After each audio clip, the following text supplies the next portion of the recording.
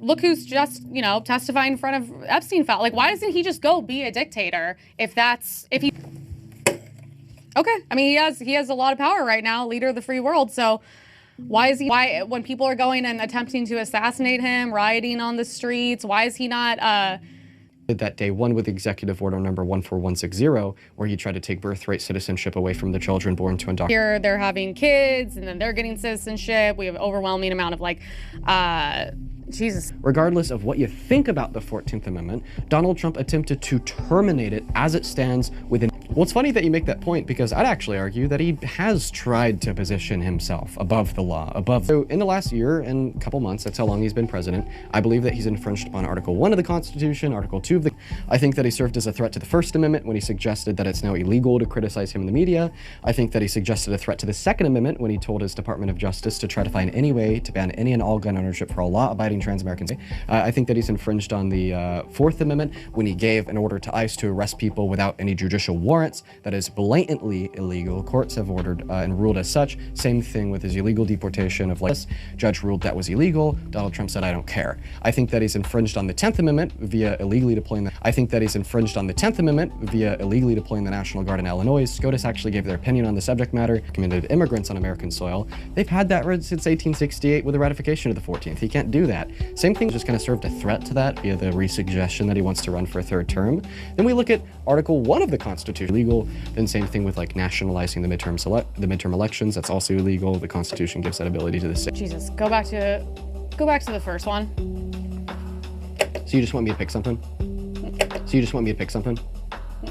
Okay, I'll just do just first three, just go so I can That's a lot. A really good example of him infringing on the Constitution, positioning himself above it, and kind of telling me that he wants birthright citizenship away from the children born to undocumented immigrants on American soil, even though the 14th Amendment gives them that right. Overwhelming amount of Jesus, you can call them baby-making houses. So I don't know. I don't think that should be legal. I don't think we should be giving that to them with that. I just think it's interesting though, because first of all, I know when he's talking about the third term, he's joking. I would say, what about the Biden administration, pressuring like Mark Zuckerberg and Facebook and all this stuff to either overreach there.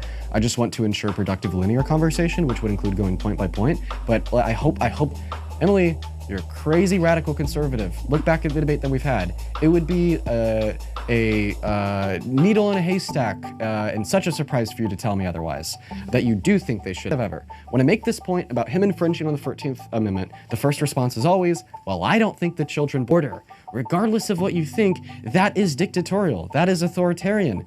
Checks and balances matter. The Constitution matters. Congress matters. The Supreme Court matters. No one person. If you want to go, I'm giving an opinion. I don't think they should have citizenship, and I think that he should go about it legally if whatever he wants. Because when every administration does usually whatever they want. They do a lot of things that are legal, and they should all be held to the same standard. It's not. I'm sure Trump overreaches, Biden overreach. But the legal way. I think we should have some order in the country for once. Okay, so it actually seems like you might agree with my claim that he wants to be What else could he do to prove to you that he wants to be a dictator? Be a dictator. If you agree that he doesn't care about the Constitution, if you agree he doesn't care about the Supreme Court of Congress, like what else could he possibly do to convince you?